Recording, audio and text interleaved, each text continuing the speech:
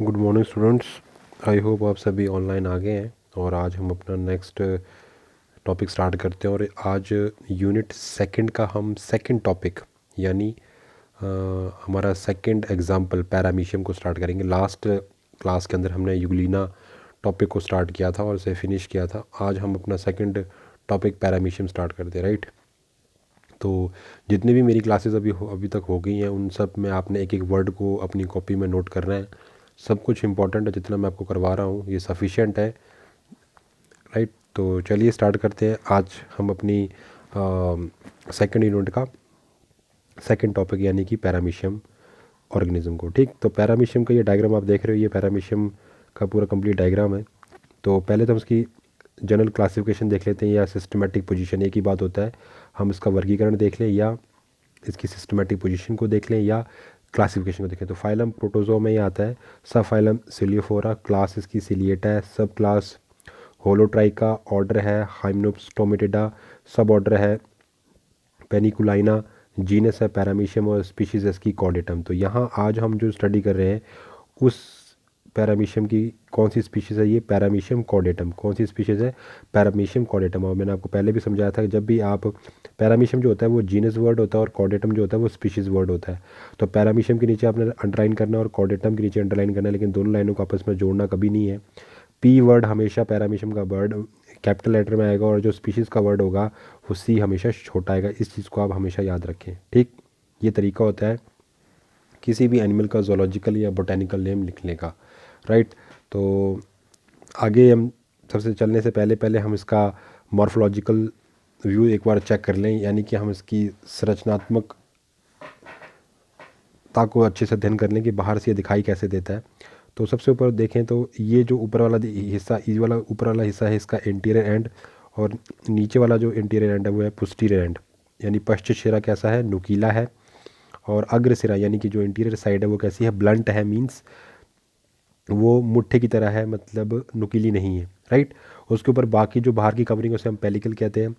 Side वाला जो आपको जीव द्रव्य यानी जो जो फ्लूइड दिखाई दे रहा है उसे कहते हैं एक्टोप्लाज्म। जो मिडल साइड में है उसे कहते हैं एंडोप्लाज्म। उसके अलावा आपको एक ओरल ग्रूव होती है, बक्कल गर्त जिसे कहते हैं, माउथ की जिसे हम संज्ञा दे सकते हैं, माउथ कह सकते हैं, ओरल ग्रूव है। देन उसके बाद ओरल ग्रूव के बाद वेस्टिब्यूल। वेस्टिब्यूल किसे कहते हैं, जो आगे जाके जो ये कैविटी तैयार हो रही है उसे कहते हैं वेस्टिब्यूल, राइट। उसके बाद नेक्स्ट जो उसकी ये जो आपको दिख रही है बक्कल कैविटी, उसके अंदर जो सिलिया लगे हैं उन्हें कहते हैं ओरल सिलिया। ये आपकी है बक्कल कैविटी। बक्कल कैविटी मतलब मुख गुहा जिसे कहते हैं। उसके बाद यहाँ पर जो छोटा सा जो छेद बन रहा है, इस ट्यूब का जो ओपनिंग है उसे कहते हैं साइटोस्टोम। क्या कहते हैं, साइटोस्टोम। उसके बाद ये जो गर्दन बनी उसे कहते हैं साइटोफेरिंग्स। क्या कहते हैं, साइटोफेरिंग्स, CYTOPHARYNX, साइटोफेरिंग्स।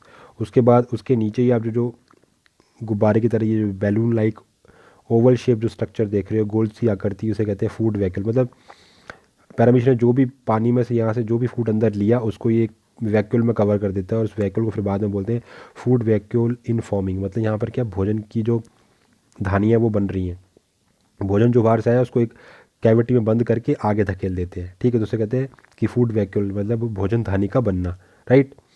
उसके बाद नीचे जो है यहाँ पर पूरी बॉडी पर सिले लगे लगे, लेकिन जो नुकीले सिरे पर इस जगह पर पोस्टीरियर एंड पर जो सिले लगे होते हैं वो थोड़े लंबाई में बाकियों से थोड़े लंबे होते हैं। उन्हें कहते हैं काउडल टफ्ट ऑफ सिलिया। क्या बोलते हैं, काउडल टफ्ट ऑफ सिलिया।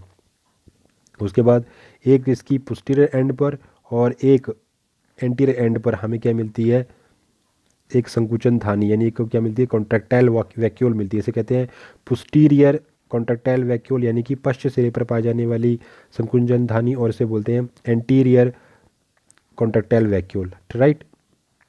इतनी बात समझ आ गई।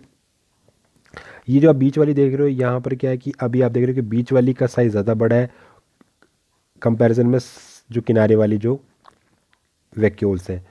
तब ये कौन सी पोजीशन है, इसे कहते हैं डायास्टोल। क्या बोलते हैं इसको, डायास्टोल। और जो पतली वाली पोजीशन में उन्हें कहते हैं सिस्टोल। जो रेडियल कैनाल्स हैं, जो किनारे वाली जो कैनाल्स नलिकाएं हैं उन्हें वो कौन सी स्थिति में है, सिस्टोल में। और मिडल वाली किस में, डायास्टोल में। सेम क्या मतलब होता है इसको आगे हम देखेंगे, पहले बस अब याद रखो। आप यहाँ देख रहे हो कि यहाँ पर बीच वाली जो हमारी वैक्यूल है, धानी है, जो जल धानी जिसे कह सकते हो, वो कैसी है, बहुत छोटी है, मतलब कि ये कौन सी कंडीशन में, सिस्टोल। और बाहर वाली थोड़ी मोटी दिख रही है जो रेडियल कैनाल्स है, तो वो कौन सी पोजीशन में, डायास्टोल। यहाँ उल्टा है ऊपर, उसका वाइस वर्सा है। इतनी बात समझ आ गई। उसके बाद ये जो आप देख रहे हो ये क्या है, फूड वैक्यूल्स। तो ये क्या है, फूड वैक्यूल। उसके बाद ये इसमें न्यूक्लियस है, इसमें दो न्यूक्लियस है। बड़ा वाला आपको दिख रहा है उसे कहते हैं मैक्रो न्यूक्लियस, छोटे वाले को कहते हैं माइक्रो न्यूक्लियस। राइट, इतनी बातें सही समझ आ गई। और अंदर की तरफ जो ये लाइनिंग दिख रही है उसे कहते हैं ट्राइकोसिस्ट। क्या कहते हैं, ट्राइकोसिस्ट। और बाहर क्या लगी हुई है, रो ऑफ सिलिया, सिलिया की पंक्तियाँ लगी हुई हैं, पूरी बॉडी पर सिलिया लगे हुए हैं। इतनी बात समझ आ गई। ये इसका ओरल स्ट्रक्चर, ये आपने स्ट्रक्चर याद करना है। यूग्लिना का भी आपने एक्सटर्नल स्ट्रक्चर याद रखना है, और पैरामीशियम का, क्योंकि ये कई बार आपको 1.5 नंबर में जो ए सेक्शन है वहाँ पर ये पूछ सकता है आपसे कि उसका स्ट्रक्चर बनाइए। ठीक, 1.5 नंबर में आपको इतना ही आएगा कि पैरामीशियम का एक्सटर्नल स्ट्रक्चर, बाहर जो उसका संरचना उसको बना के दिखाइए। इतनी बात क्लियर हो गई। चलिए आगे स्टार्ट करते हैं। तो स्टार्ट करते हैं पैरामीशियम को। सबसे पहले इंट्रोडक्शन की बात करते हैं। तो फाइलम प्रोटोजोआ के सिलियोफोरा सब फाइलम के सदस्य पैरामीशियम का। तो मतलब जो ये फाइलम प्रोटोजोआ है उसका आगे जाके जो सब फाइलम सिलियोफोरा है उसके अंदर पैरामीशियम को हम स्टडी करते हैं। सिलियोफोरा के अंडर जो क्लास आती है सिलिएटा, उसमें पैरामीशियम को रखा गया है। लोकोमोशन और न्यूट्रिशन के लिए यहाँ पर क्या मिलेंगे आपको, सिलिया प्रेजेंट होते हैं। लोकोमोशन यानी गमन, और न्यूट्रिशन यानी पोषण के लिए, लोकोमोशन और न्यूट्रिशन के लिए सिलिया प्रेजेंट होते हैं, जिन्हें हम सीरियाई भी कहते हैं, है ना, इनकी सिंगुलर फॉर्म में CIRRI, सीरियाई, सिलिया का सीरियाई। और इस ऑर्गेनिज्म में दो टाइप के आपको न्यूक्लियस मिलते हैं। एक तो जो बिग साइज़ वाला होता है, एक स्मॉल साइज़ वाला, बड़े आकार वाला और छोटे आकार वाला। जो बिग साइज़ वाला, अभी मैंने ऊपर बात की थी, ये देखो यहाँ पे डायग्राम के अंदर, ये हमारे पास बिग साइज़ का बड़े आकार वाला जो न्यूक्लियस, और ये छोटे साइज़ वाला। तो जो बड़े साइज़ वाला है, बिग साइज़ वाला है, उसे हम कहते हैं वेजिटेटिव न्यूक्लियस, या हिंदी में कहते हैं गुरु केंद्रक, या मैक्रो न्यूक्लियस। मैक्रो का मतलब ही क्या होता है, बड़ा। दूसरा है जो स्मॉल साइज़ वाला, उसे कहते हैं माइक्रो न्यूक्लियस, या जनन केंद्रक, या रिप्रोडक्टिव न्यूक्लियस। तो ये कौन सा है, वेजिटेटिव न्यूक्लियस, और ये कौन सा है, रिप्रोडक्टिव न्यूक्लियस। इस बात को याद रखना कि जो बिग साइज़ वाला जो न्यूक्लियस है उसका नाम क्या है, वेजिटेटिव न्यूक्लियस, और जो छोटा वाला है उसे कहते हैं रिप्रोडक्टिव न्यूक्लियस। कहते हैं इसमें फ्री गैमीट नहीं प्रेजेंट नहीं होते। डिवीज़न जो है वो ट्रांसफ़र बाइनरी फिशन होता है, या कंजुगेशन की हेल्प से होगा। और जो कैसा होता है, मिक्सोट्रॉफिक और हिट्रोट्रॉफिक टाइप। तो ये चीज़ हम आगे जाके समझेंगे कि इनका मीनिंग क्या होता है। मेन उसने क्या बोला कि सबसे पहले बात, इसमें युग्मक नहीं बनेंगे, फ्री गैमीट नहीं बनेंगे, और इनके अंदर जो विभाजन होगा, डिवीज़न होगा, वो कैसा होगा, ट्रांसफ़र बाइनरी फिशन। कैसा होगा, ट्रांसफ़र यानी क्षैतिज बाइनरी फिशन होगा। बाइनरी का मतलब होता है किसी चीज़ का एक से दो भागों में बढ़ जाना। ठीक, दूसरा आगे इसमें कंजुगेशन होता है, और जो कैसा होगा, मिक्सोट्रॉपिक और हिट्रोट्रॉफिक। ये क्या मतलब होते हैं आगे हम देखेंगे। तो सबसे पहले आगे स्टार्ट करते हैं हम। तो अब हम देखते हैं हैबिट्स और हैबिटेट। तो कहता है पहली बात तो ये वर्ल्ड वाइड है, कॉस्मोपोलिटियन। हिंदी इंग्लिश में वर्ल्ड वाइड का मीनिंग होता है कॉस्मो, COSMOPOPLITION। कॉस्मोपोलिटन मतलब वर्ल्ड वाइड, सर्वव्यापी जिसे हिंदी में कहते हैं। फ्रेश और सॉल्ट वाटर में भी ये मिल जाते हैं, मतलब आपको ये फ्रेश वाटर में भी मिलेंगे और सॉल्ट वाटर में भी। Right, for example river, stream, pond, lake, dam. मतलब ये आपको रिवर में, स्ट्रीम के अंदर, पॉन्ड के अंदर, लेक्स के अंदर, और डैम, इन सब में आपको ये मिल जाएगा। ठीक है ना। रिवर आपको पता है नदियाँ, स्ट्रीम क्या होती हैं, जो झरने बह रहे होते हैं, पॉन्ड तालाब, लेक्स, झील, डैम तो पता ही है आपको, जहाँ पर ये कार्बनिक, जैविक या वनस्पति पदार्थ सड़ सड़ रहे हो। मतलब ये आपको वो कहाँ मिलेंगे जहाँ पर जितने भी कार्बनिक, जितने भी आपके ऑर्गेनिक जो फूड आपको मिला, और वो भी कैसा हुआ, डिब्रिस फॉर्म में, मतलब वहाँ पे सड़ रहा हो वो। राइट, सॉलिटरी और फ्री लिविंग एनिमल और ऑर्गेनिज्म है ये। एक तो ये कैसा है, सॉलिटरी यानी आपको कैसा मिलेगा, सॉलिटरी मतलब सिंगल फॉर्म में रहने वाला, अकेला रहने वाला। और कैसा मिलेगा, फ्री लिविंग, है ना। फ्री लिविंग मतलब अपना जो लाइफ है वो ये फ्रीली किसी के ऊपर डिपेंड नहीं है। नेक्स्ट बात करते हैं इसके स्ट्रक्चर की। तो जो उसका स्ट्रक्चर है वो कैसा, माइक्रोस्कोपिक ऑर्गेनिज्म है। साइज इसका 0.17 mm से 0.3 mm होता है, और हम इसको नेक्ड आई से विजिबल है, मतलब अगर आप इसको नंगी आंखों से भी देखोगे तो भी आपको ये विजिबल है। और ये कैसा होता है, sleeper shape, SLEEPER, sleeper shape. इसे हम स्लीपर एनिमेक्यूल्स भी कहते हैं, है ना, क्योंकि इसका जो डिज़ाइन है वो चप्पल की आकार की तरह होता है। इसे इंग्लिश में स्लीपर एनिमिक्यूल भी कहा जाता है। तो उसका कॉमन नेम क्या है आपसे पूछ सकता है कोई कि पैरामीशियम का कॉमन नेम क्या है? स्लीपर एनिमिक्यूल। इंटीरियर एंड इसका ब्लंट है, पहले मैंने समझा दिया। और पोस्टीरियर एंड कैसा है? पॉइंटेड है, नुकीला है। During the locomotion interior and आगे आगे होता है। तो जब भी ये लोकोमोशन करेगा, गमन करेगा, आगे की तरफ चलेगा, तो जो उसका इंटीरियर एंड है वो हमेशा कैसे रहेगा? आगे की तरफ। ये उल्टा भी तैर सकता है, इसमें मतलब उल्टा बैक डायरेक्शन में भी, फॉरवर्ड में तो जाएगा, बैक डायरेक्शन में भी जा सकता है। और लोकोमोशन में कौन हेल्प कर रहे हैं? इसके सिलिया हेल्प करते हैं। होल बॉडी पर लॉन्गिट्यूडनल लाइन में अरेंज होते हैं, और इनकी जो अरेंजमेंट है सिलिया की वो कैसी होती है? लॉन्गिट्यूडनल लाइन में। ये लंबाई में एक लाइन में लगे होते हैं और पूरी बॉडी पर स्प्रेड होते हैं, इसलिए इसे हम होलोट्राइकस कहते हैं। तो होलोट्राइकस का मतलब भी क्या है कि आपको वहाँ पर एक से ज़्यादा लाइन मिले, राइट। आगे बात करते हैं। तो ये एक सिलिया का ये है diagrammatic surface view of the small area of the pellicle. ये हमने जो पैरामीशियम के ऊपर जो पेलिकल की कवरिंग चढ़ी हुई है, उस हमने उसकी स्किन की एक छोटी सी कटिंग रखी हुई है यहाँ पे, ठीक। तो ये सेल दिख रही है, और सेल से बाहर क्या निकले हुए? सिलिया निकले हैं। तो हर सेल से देखो अब बाहर निकले हुए हैं, तो ये सिलिया है।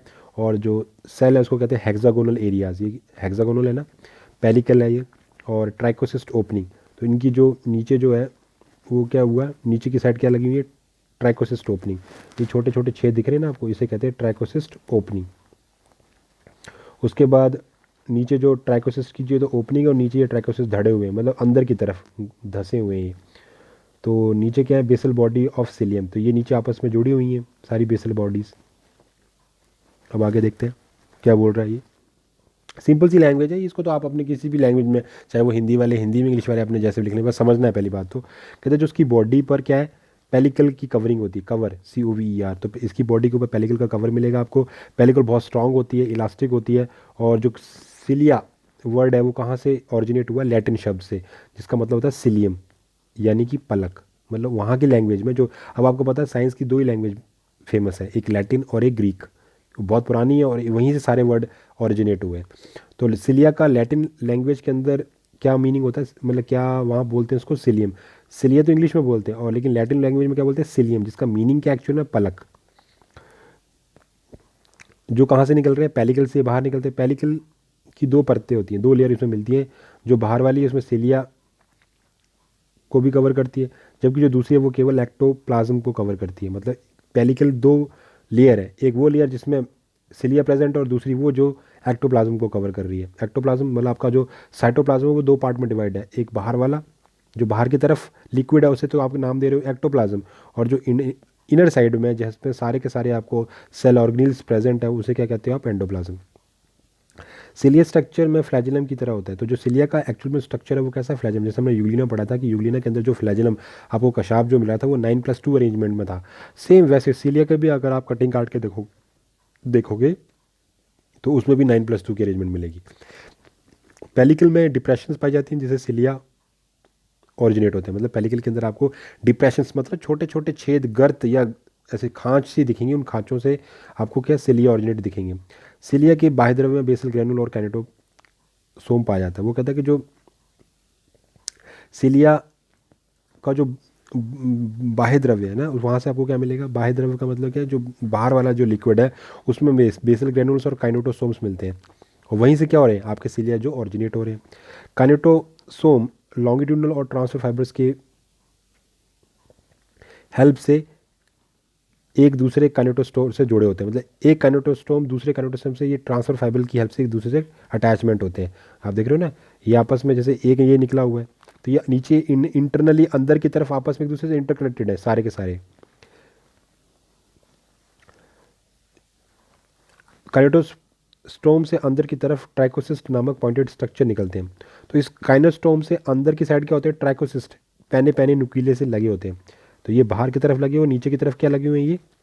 ये दिख रहे हो ट्राइकोसिस्ट क्या लगी हुई है? ट्राइकोसिस्ट लगी हुई है। जो भोजन को स्थिर और हमला, मतलब जो मेन काम क्या है इनका ट्राइकोसिस्ट का? जो फूड को, और जो आपके प्रे कोई शिकारी आया उसके ऊपर हमला करने के लिए हेल्पफुल होते हैं। पैरामीशियम में सिलिया की गति न्यूरोमोटर सिस्टम के द्वारा कंट्रोल की जाती है। तो जो पैरामीशियम में जो सिलिया जो मूवमेंट कर रहे हैं उसके ऊपर कंट्रोल किसके थ्रू होता है? न्यूरोमोटर सिस्टम के थ्रू, राइट। आगे एक साइंटिस्ट थे सिराविन, उन्होंने क्या बताया कि सिलिया की जो वाइब्रेशन है, जो स्पंदन है, एनर्जी एटीपी प्रोवाइड होती है। तो वहाँ मतलब जो सिलिया के अंदर जो वाइब्रेशन हो रही है वो किसके थ्रू हो रही है? एटीपी के थ्रू। पैरामीशियम की सिलिया में 1 सेकंड से 10 से बार वाइब्रेट करता है। तो पैरामीशियम में जो सिलिया है वो 1 सेकंड के अंदर कितनी बार वाइब्रेट करेगा? 10 to 11 टाइम। तो सिलिया लोकोमोशन के अलावा मेटाबॉली और शारीरिक संकुचन में भी हेल्प करता है। तो सिलरी जो लोकोमोशन है उसके अलावा मेटाबॉली भी होती है, जिसे हम शारीरिक संकुचन भी कहते हैं। ठीक है ना, मतलब कि जो सिलरी लोकोमो, एक तो सिलिया की हेल्प से वो लोकोमोशन कर रहा है, गमन कर रहा है, और दूसरा है मेटाबॉली। मेटाबॉली में क्या होता है? पूरा बॉडी हेल्प करती है, जैसे वो सिकुड़ती है फिर थोड़ा आगे बढ़ती है, फिर सिकुड़ती है फिर थोड़ा, जैसे हमने लास्ट यूग्लिना के अंदर देखा था। तो लोकोमोशन बाय मेटाबॉली और बॉडी कॉन्ट्रैक्शन, इसमें क्या होता है? बॉडी कैसी इलास्टिक है, सिंपल सी बात है, क्योंकि पेलिकल लगा है तो बॉडी इलास्टिक है। ये अपनी बॉडी को कॉन्ट्रैक्ट करके सक्रिय रास्ते से निकल जाती है, फिर अपनी पुनः अवस्था में जो जो उसकी बेसिक जो स्टेज थी उसमें वापस आ जाती है। इस प्रकार बॉडी में होने वाली टेम्परेरी चेंज को मेटाबॉली कहते हैं। मेटाबॉली का मीनिंग यही होता है कि बॉडी कैसे होती है? इलास्टिसिटी होने की वजह से उसमें क्या है? तन्यता है, मतलब वो लचीली है, तो वो छोटी बड़ी हो सकती है, जैसे जोंक है ना, आपने जोंक को देखा होगा, सेम वही कहानी इसमें चल रही है। अब ये डायरेक्शन इसकी आगे की तरफ, तो ये रोल भी कर रहा है और आगे भी बढ़ रहा है। तो anti clockwise spiral path followed by swimming of paramecium. ठीक, इतनी बात समझ आ गई। आगे देखते हैं। लगभग लगभग सेम उससे मैच ही कर रहा है यूग्लिना के साथ, पर कहाँ डिफरेंस आएगा वो मैं आपको बताऊंगा। नेक्स्ट आता है न्यूट्रिशन की। अगर हम पोषण की बात करें तो ये हिट्रोट्रॉफिक न्यूट्रिशन करते हैं, और कैसे हैं? होलोजोइक है। आगे फीडिंग मैकेनिज्म, कि ये खाना खाते कैसे हैं, उसके इस डायग्राम को अच्छे से समझ लें, फिर हम इसकी डिटेल डिस्क्रिप्शन भी देखेंगे। सबसे पहले इसमें होता क्या है कि जो इसकी जो बक्कल सिलिएचर है, मतलब जो उसकी बक्कल कैविटी के अंदर, मुख गुहा के अंदर जो सिलिए लगे हैं वो वाइब्रेट करते हैं। उनकी वाइब्रेट करने से यहाँ पे एक झलकी जल की धारा, जैसे जैसे यहाँ वाले जो बक्कल ये जो इधर के वाले बक्कल वाले सिली जैसे ही वाइब्रेट करेंगे तो क्या होगा? जो उसके, अब यहाँ तो सारा पानी पानी है, चारों तरफ पानी पानी है, उनके अंदर एक जल की धारा बनेगी इस तरीके से। ये दिख रही है आपको? ये ऐसे इस तरीके से बन रहा है, इस तरीके से। ठीक है, जैसे ये वाइब्रेट करेंगे और वाटर की इस तरीके से मूवमेंट होगी, उससे क्या होगा? जितने भी फूड पार्टिकल्स हैं उनको वो अंदर खींचेगा अपने पास। जितने भी वो फूड पार्टिकल जो उसके साइज़ के हों उनको ही अंदर करेगा, जो साइज़ के नहीं है उनको वापस बैक डायरेक्शन में वापस भेज देगा। तो ये क्या इसकी ओरल ग्रूव है। Small food particle being ingested, जो छोटे डिज़ाइन के साइज़ के जो फूड पार्टिकल है वही अंदर जाएंगे। ये क्या इसकी बकल कैविटी है। सिलिएटेड बैंड्स, ये क्या है? सिलिया के बैंड है। साइटोस्टोम, ये जो छेद है। और रिजेक्शन पाथ, रिजेक्शन पाथ होता है वो रास्ता जिससे फूड को वापस बाहर भेजा जा रहा है। उसके बाद सिलेक्शन पाथ, जिनको सिलेक्ट कर लिया उसको अंदर उस सिलेक्टेड पाथ के थ्रू अंदर भेजा जाएगा। नीचे क्या बन रही है? फूड वैक्यूल बन रही है। और ऊपर क्या लगी हुई है? पोस्ट बक्कल फाइब्रिल्स, ये बड़े बड़े झालर लगे हैं जो छन्नी का काम कर रहे हैं, छान के अंदर भेज रहे हैं चीज़ों को। इतनी बात क्लियर आ गई। उसके बाद जैसे जो सिलेक्ट हो गया वो आगे एक पाथ को फॉलो करेगा, उसी पाथ के थ्रू चलेगा, उसे कहेंगे path of circulating food vacuoles. ये वो पाथ है जिसके वो रास्ता है जिसमें जो फूड वैक्यूल वो धीरे धीरे आगे बढ़ती जाएगी, और उस धानी के अंदर, उस भोजन दानी के अंदर जो भोजन पड़ा हुआ है उसके ऊपर एंजाइम गिरते जाएंगे, उसे डाइजेस्ट करता जाएगा, और वो जो फूड वैक्यूल उसे धीरे धीरे डिस्ट्रीब्यूट भी करेगी, खाने को अलग अलग जगहों पर पहुंचाते हुए भी, पचाते हुए और पहुंचाएगी, और बाद में खाली जो है या अनडाइजेस्टेड फूड पार्टिकल उसको शरीर से बाहर निकाल दिया जाएगा। कहाँ निकाल दिया जाएगा? इस जगह पर आके, उसे कहते हैं साइटोफेगी। यहाँ से वो शरीर से उसको बॉडी से बाहर कर देगी। तो paramecium showing the cyclosis and path of the food vacuole in the endoplasm. तो यहाँ पर क्या पैरामीशियम शो कर रहा है? साइक्लोसिस, एक चक्र को जिसमें वो फूड वैक्यूल के पाथ को बना रहा है एंडोप्लाज्म। अब ये पूरे कहाँ घूम रहा है? एंडोप्लाज्म के अंदर घूम रहा है। इतनी बात क्लियर आ गई समझ? आगे चलते हैं, कोई बड़ी बात नहीं है। तो एक बार दोबारा डिटेल में देख लेते, जो मैंने कहानी आपको समझाई उसको ही समझाना है दोबारा से। तो न्यूट्रिशन कैसा है इसका? हिट्रोट्रॉफिक न्यूट्रिशन, मतलब हिट्रोट्रॉफिक का मतलब जो सब कुछ खा सकता है, मतलब कहने का वो हिट्रोट्रॉफिक का मतलब दूसरों को बनाई हुई चीज़ों को या सड़ी गली चीज़ों को खा रहा है। होलोजोइक मीन अपने न्यूट्रिशन के लिए अन्य प्राणियों द्वारा निर्मित कार्बनिक मटेरियल को प्राप्त करता है। मतलब कि होलोजोइक में मतलब क्या है कि वो जो भी दूसरे जो कार्बनिक मटेरियल है, जो सड़ी चीज़ें बड़ी हैं उनको खा रहा है। फूड कैसा है? फूड लाइक माइक्रो ऑर्गेनिज्म, ये बैक्टीरिया, एल्गी, डायटम, ईस्ट, कुछ स्मॉल साइज़ के जो प्रोटोजोन्स हैं उनको ही अपनी फूड की फॉर्म में लेता है। उसके अलावा एनिमल के छोटे मोटे जो टूटे फूटे टुकड़े पड़े होते हैं, किसी प्लांट के टूटे फूटे टुकड़े पड़े हैं, उनको भी ये फूड की फॉर्म में ले लेता है। अब बात करते हैं फीडिंग मैकेनिज्म, क्या क्रियाविधि है, कैसे खाना खाता है। प्रोटोजोआ फाइलम में सबसे कॉम्प्लेक्स स्ट्रक्चर पैरामीशियम का है, सबसे जो जटिल संरचना है वो पैरामीशियम की है। फूड इंजेक्शन के लिए साइटोसोम पाया जाता है। तो सबसे बड़ी बात जो इसने जो भोजन अंदर करना है उसके लिए इसमें क्या होता है, साइटोस्टोम। क्या होता है, साइटोस्टोम। और अनडाइजेस्टेड फूड को निकालने के लिए इसमें क्या होता है, एनल स्पॉट और साइटोफेगी। और जो फूड अनडाइजेस्टेड, जब ये इसकी पूरी वो वैक्यूल घूमेगी पूरी बॉडी के अंदर और जब इसे शरीर से बाहर निकालना हो तो वहाँ पे एक एनल स्पॉट बना होगा, या उस प्रोसेस को कहते हैं साइटोफेगी। यहाँ जैसे होता है एक छिद्र बना होगा जिससे वो फूड को बॉडी से बाहर निकाल देगा, उसको क्या बोलेंगे हम, एनल स्पॉट या साइटोफेगी। अब बात करते हैं ओरल, सबसे पहले बात करते हैं ओरल अपरेटस की। जो उसकी जो मुख है, जहाँ पर मुख गुहा है वो गर्त है। कहता है जो उसकी अधर पार्श्व सतह है, जो उसकी डॉर्सल लेटरल साइड पर आपको एक ओरल ग्रूव प्रेजेंट होती है, जिसे हम क्या कहते हैं, पेरिस्टोम। क्या कहते हैं, PERISTOME। क्या बोलते हैं उसको हम, पेरिस्टोम कहते हैं। ये एक वाइड चौड़ी नलिका है, कैनाल होती है, जिसमें वेस्टिब्यूल भी, जिसे वेस्टिब्यूल भी कहते हैं। आगे चलकर ये बक्कल कैविटी मुख गुहा में खुलती है, और बक्कल कैविटी के आगे क्या लगा होता है, एक ओवल अपर्चर लगा होता है, जो कहाँ खुल रहा है, साइटोफेरिंग्स के अंदर, राइट। अपर्चर को हम साइटोस्टोम भी कहते हैं। ये सब मैंने आपको डायग्राम बता दिए। और साइटोफेरिंग्स गलेट के द्वारा कहाँ खोल रही है, फूड वैक्यूल के अंदर। सबसे बड़ी बात क्या हुई कि जो सबसे पहले आपको क्या मिल रही है, एक पेरिस्टोम मिल रही है जिसको आप वेस्टिब्यूल कह रहे हो, गर्त जिसे कह रहे हो, एक वाइड कैनाल। और वो वाइड कैनाल जो चौड़ी नलिका वो कहाँ खुल रही है, बकल कैविटी के अंदर, मुख गुहा के अंदर। और उस बकल कैविटी में एक ओवल अपर्चर है, ओवल मतलब गोल आकृति का एक छेद है, जो साइटोफेरिंग्स में जाके ओपन होता है, ठीक है। तो साइटोफेरिंग्स एक अपर्चर की हेल्प से साइटोस्टोम में खुल रही है, और जो साइटोफेरिंग्स एक गलट यानी ग्रसनी के द्वारा फूड वैक्यूल में ओपन हो रही है। इतनी बात क्लियर होगी, अगर डायग्राम में देखोगे सारी चीज़ समझ आ जाएंगी। अब हम देख लेते हैं कि बक्कल सिलिएचर, बक्कल मतलब जो उसकी बक्कल कैविटी है वहाँ पर कहाँ कहाँ सिलिया लगे हुए हैं। तो सिलिया पहले इनका एक तो पूरी बॉडी पर भी लगे हैं, और इस गले के अंदर जो उसका ये गला, आप ये कह सकते हो ये नेक है, गला है, गले के अंदर भी लगे हैं। तो क्या काम कर रहे हैं, सिलिया की हेल्प में फूड क्या होता है, इंजेक्शन किया जाता है, फूड को हम अंदर ले जाते हैं। कहाँ ले जाया जा ले जाया जा रहा है उसको, फूड को इंजेक्शन की मतलब उसको अंदर प्रवेश करवा रहे हैं हम। तो आगे है वेस्टिब्यूल में सिंपल सिलिया प्रेजेंट होते हैं, बकल कैविटी में स्पेसिफिक सिलिया होते हैं। तो जो वेस्टिब्यूल में है वो तो सिंपल सिलिया हैं जो जैसे बॉडी के ऊपर लगे हुए हैं, लेकिन जो बकल कैविटी पे लगे हैं वो थोड़े स्पेसिफिक है। बकल कैविटी के राइट सरफेस पर एंडोरल मेम्ब्रेन प्रेजेंट होती है। तो जो बकल कैविटी है, मुख गुहा है, उसके राइट वाले सरफेस पर आपको कौन सी मेम्ब्रेन मिलेगी, एंडोरल, जो सिलिया की एक लाइन में जॉइंट से बनाती है। उसके बाद यहाँ पर जो सिलिया है वो कितनी, 3 रो में एडजस्ट होती है, मतलब कि 3 लाइनें होती हैं सिलिया की। और दूसरी ये क्रमशः डॉर्सल पेनिक्यूल्स, वेंट्रल पेनिक्यूल और क्वाड्रूल्स एक्सेट्रा कहलाती हैं। तो जो इनकी तीनों लाइनें हैं, उन तीनों लाइनों के पर्टिकुलर नाम है। क्या नाम है, पहला है डॉर्सल पेनिक्यूल्स, दूसरा वेंट्रल पेनिक्यूल्स, और तीसरा है क्वाड रूलर्स पेनिक्यूल। तो ये तीन इनके नाम है। कहते हैं जो प्रत्येक में 4 रो ऑफ सिलिया, मतलब इन सबकी तो एक एक रो है, आगे जाके फर्दर 4 सिलिया की रो में वो डिवाइडेड होती हैं। पेनिक्यूल और क्वाड्रेंट्स रूल्स फूड ट्रैक को कंट्रोल करते हैं, मतलब कि जो भोजन किस रास्ते से जाएगा उसका जो कंट्रोल है वो किसके पास है, पेनिक्यूल और क्वाड्रूल्स के पास, राइट।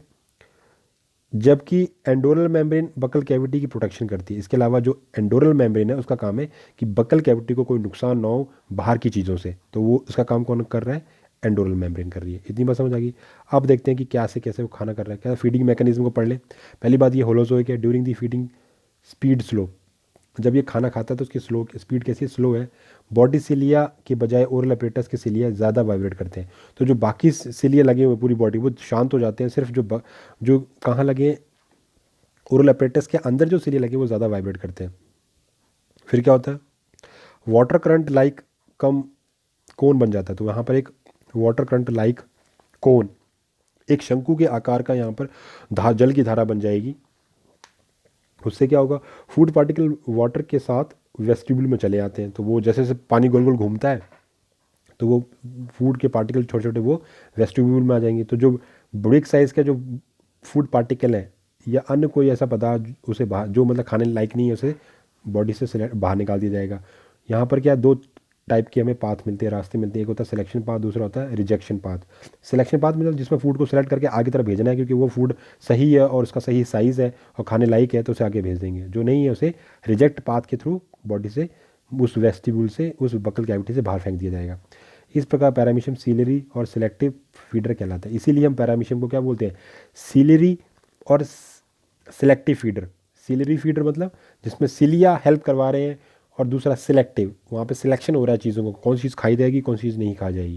राइट। आगे देखते हैं कि फूड वैक्यूल की कैसे फॉर्मेशन होती है, जो भोजन धानी बन रही है वो कैसे बन रही है। कहता है एंडोरल मेम्ब्रेन की जो सेलियाँ हैं वो सिलेक्टिव फूड पार्टिकल को ही माउथ के अंदर भेजते हैं, सीधी सी बात है, बकल कैविटी के अंदर। बकल कैविटी से वो साइटोसोम में पहुंच जाते हैं और एंड में वो फूड वैक्यूल में जाके कलेक्ट हो जाते हैं, जो भी फूड आपने बाहर से पकड़ा है। तो फूड वैक्यूल का क्या होता है आगे,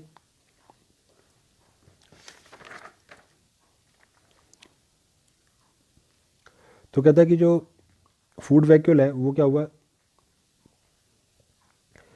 ये जो फूड वैक्यूल है, ये जो इसका जो कवरिंग है वो एक स्पेसिफिक टाइप की कवरिंग होती है जो टूट कर एंडोप्लाज्म में गिर जाती है। तो ये एंडोप्लाज्म में गिर रही है धीरे धीरे। ठीक।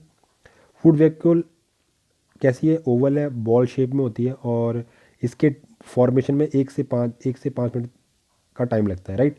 और भोजन की डिपेंड करता है कि भोजन की कितनी अवेलेबिलिटी है, जितना ज़्यादा भोजन होगा ये फटाफट जल्दी बनेंगे। आगे बात करते हैं डाइजेशन और एसिमिलेशन, कैसे भोजन का डाइजेशन होता है और कैसे उसका स्वांगीकरण होता है, एसिमिलेशन कैसे होता है फूड का। कहता है डाइजेशन इंट्रासेलुलर होता है, मतलब अंतराकोश की, क्योंकि आपको पता है वो फूड वैक्यूल के अंदर है, तो ये कैसा हो रहा है, इंट्रासेलुलर हो रहा है। Inside the food vacuole food particle plus water, तो यहाँ वहाँ क्या भरा हुआ है उसके अंदर, फूड पार्टिकल और वाटर भरा हुआ है। ये साइक्लोसिस द्वारा पूरी बॉडी में एक स्पेसिफिक पाथ पर भ्रमण करते हैं। तो मतलब कि जो फूड वैक्यूल है वो साइक्लोसिस, मतलब एक चक्र चल रहा है, एक साइकिल चल रही है, जिसके थ्रू वो एक पर्टिकुलर पाथ के ऊपर घूमती है वो फूड वैक्यूल, जिससे वो पूरी बॉडी में फूड को पहुँचाने का काम भी करती है। तो जिसे कहते हैं हम डाइजेस्टिव ट्रैक, उस रास्ते को क्या कहते हैं आप, digestive track. During the cyclosis food क्या है वो डाइजेस्ट होता रहता है, बीच बीच में पचता रहता है और उसका एसिमिलेशन भी होता रहता है। फूड डिस्ट्रीब्यूशन में साइक्लोसिस हेल्प करता है। राइट। मतलब साइक्लोसिस की हेल्प से, साइक्लोसिस मतलब वो रास्ता जो चल रहा है उस रास्ते की हेल्प से ही उसका डिस्ट्रीब्यूशन भी होता है और साथ साथ डाइजेशन भी होता है। During the cyclosis lysosome food vacuoles of the different different types enzymes of secrete. जो जब ये जो साइक्लोसिस चल रही होती है तो जो लाइसोसोम्स है वो फूड वैक्यूल के अंदर क्या करते हैं, एंजाइम को सिक्रीट कर देते हैं। जब वो एंजाइम उनके ऊपर काम करते हैं तो उससे वो फूड को क्या कर देता है, डाइजेस्ट कर देता है। प्रोटीएज, कार्बोहाइड्रेट्स, लाइपेज, ऐसे एंजाइम उनके ऊपर छोड़े जाते हैं, जिससे प्रोटीएज एंजाइम क्या करेगा, अगर उस फूड के अंदर प्रोटीन है उसे डाइजेस्ट कर देगा। कार्बोहाइड्रेट क्या करेगा, कार्बोहाइड्रेट को, जो कार्बोहाइड्रेटेज है वो कार्बोहाइड्रेट के ऊपर काम करेगा, और जो लाइपेज है वो लिपिड के ऊपर काम करेगा। Right. During the digestion food vacuole are medium. तो कहता है कि जो जब ये डाइजेशन चल रहा होता है तो फूड वैक्यूल क्या है, उसकी मीडियम को चेंज कर देता है। मतलब फर्स्टली मीडियम बेसिक होता है और बाद में, मतलब पहले उसका जो मीडियम है, मतलब माध्यम क्या होता है जो फूड वैक्यूल वो पहले तो क्षारीय होता है, बाद में उसे अम्लीय कर देते हैं। मतलब पहले बेसिक है फूड वैक्यूल के अंदर का मीडियम, फिर उसे एसिडिक कर देते हैं और बाद में उसे फिर बेसिक कर दिया जाता है। तो साइक्लोसिस के द्वारा फूड का डाइजेशन होता है और अनडाइजेस्टेड फूड पार्ट को हम इजेशन यानी कि उसे बॉडी से बाहर निकाल देते हैं। उस प्रोसेस को क्या कहते हैं, इजेशन। मतलब जो फूड पार्टिकल नहीं पचा या जो नहीं डाइजेस्ट हुआ उसे हम बॉडी से बाहर निकाल देंगे। इजेशन क्या होता है, इसके लिए एक स्पेसिफिक हमें क्या मिलते हैं, एक पर्टिकुलर जगह होती है जहाँ, जिसे हम कहते हैं एनल स्पॉट या साइटोफेगी। क्या बोलते हैं, एनल, ANALSPOT, एनल स्पॉट या साइटोफेगी कहते हैं। ये ओरल ग्रूव के नीचे होती है और कहाँ होती है, पोस्टीरियर लेटरल साइड के ऊपर प्रेजेंट होती है। जैसे जैसे भोजन का डिस्ट्रीब्यूशन होता चलता है फूड वैक्यूल का साइज भी छोटा होता जाएगा। पहले अब जो ताजी ताजी फूड वैक्यूल बनी है उसमें फूड ज़्यादा भरा है तो बड़े साइज़ की होती है। जैसे जैसे वो साइक्लोसिस करती है, उसके पाथ के ऊपर घूमती है, डाइजेस्टिव ट्रैक के ऊपर घूमती है, तो उसका साइज़ छोटा, क्योंकि भोजन पच रहा है तो वो साइज़ छोटा होता जाएगा, तो फूड वैक्यूल भी छोटी छोटी होती जाएगी। राइट।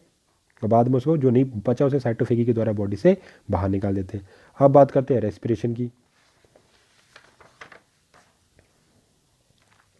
तो रेस्पिरेशन में क्या होता है, रेस्पिरेशन थ्रू ये कैसे करता है, सेमी परमिएबल पेलिकल के थ्रू कर लेता है।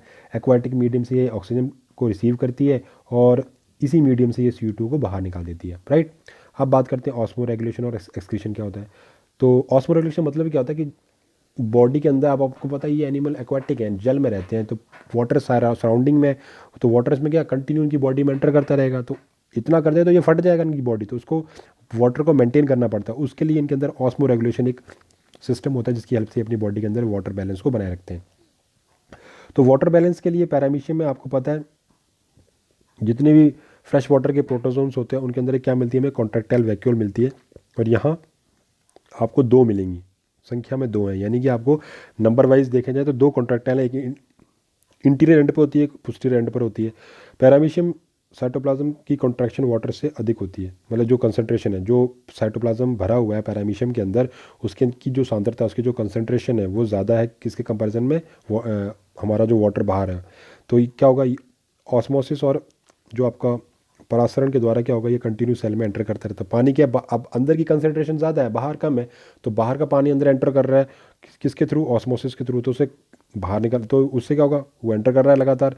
तो अगर वाटर क्वांटिटी ज़्यादा बॉडी में एंटर कर गई है तो क्या होगा, जो सेल है वो क्या हो जाएगी, फट जाएगा कोशिका में। तो इसलिए क्या करते हैं उसको, इस ऑस्मो रेगुलेशन मेथड की हेल्प से हम उस बॉडी से बाहर निकालते रहते हैं, राइट। नेक्स्ट बात करते हैं पैरामीशियम का जो साइटोप्लाज्म है, जिसे हम एंडो और एक्टोप्लाज्म में डिवाइड हो जाता है। एंडोप्लाज्म में mitochondria, Golgi body, nucleus, contractile vacuole सब ये प्रेजेंट होते हैं। इंटरनल मीडियम का जो स्टोरेज है वो साइक्लोसिस या भ्रमण विधि द्वारा होता है, मतलब जो इंटरनल मटेरियल है उसका स्टोरेज किसके थ्रू होता है, साइक्लोसिस के द्वारा। आगे बात करते हैं, अब न्यूक्लियस यहाँ पर एक बिग साइज़ का एक छोटे साइज़ का है, तो कॉन्ट्रैक्टाइल वैक्यूल प्रेजेंट होती है, राइट। ये सारी बातें हमें पता है। इनके साथ रेडिएटिंग कैनाल्स भी होती हैं, जो कॉन्ट्रैक्टाइल वैक्यूल के साथ क्या होती है, रेडिएटिंग कैनाल्स। इनकी स्थिति फिक्स होती है, मतलब जो आपको कॉन्ट्रैक्टाइल वैक्यूल से एक जो इंटीरियर साइड पर मिलती है अग्र सिरे पर, वो हमें वहीं होगी, और एक पोस्टीरियर साइड पर मिलती है। और ये क्या करिए, वाटर बैलेंस का काम करती हैं। इनके साथ हमें फूड वैक्यूल भी मिलती हैं, जो एक टेम्परेरी स्ट्रक्चर है। पैरामीशियम के मिडिल पार्ट में क्या मिलती है, हमें ओरल ग्रूव मिलती है, और जिसे हम पेरिस्टोम कहते हैं। ये सेल में जाकर खुलती है, जिसे हम साइटोस्टोम कहते हैं। इसके नीचे साइटोफेरिंग्स होती है, और लास्ट में फूड वैक्यूल बनती है। साइटोफेरिंग्स में क्या होते हैं, बहुत सारे सिलिया प्रेजेंट होते हैं, जिसे हम क्या बोलते हैं, पेनिक्यूल्स नाम दिया गया। पोस्टीरियर साइड पर राइट साइड में साइटोफेगी या एनल स्पॉट हमें मिलता है। लोकोमोशन की बात करें तो लोकोमोशन के सिलिया पाए जाते हैं, सिंपल सी बात है। और सब पूरी की पूरी बॉडी के ऊपर हमें क्या मिलते हैं, होल बॉडी, सॉरी जो सिलिया हैं वो लोकोमोशन में हेल्प करते हैं, और ये पूरी बॉडी पर आपको मिलते हैं। इसके अलावा यहाँ पर काइनोस्टोम से ये क्या होते हैं, ऑरिजिनेट होते हैं या विकसित होते हैं। नेक्स्ट बात करते हैं स्ट्रक्चर ऑफ सिलिया, तो सेम वही है जो आपने यूग्लिना पढ़ा था, कि यहाँ पर आपको अगर आप इसकी कटिंग काट के देखोगे तो क्या होगा, अगर आप कटिंग काट कर देखते हो तो आपको सेंटर में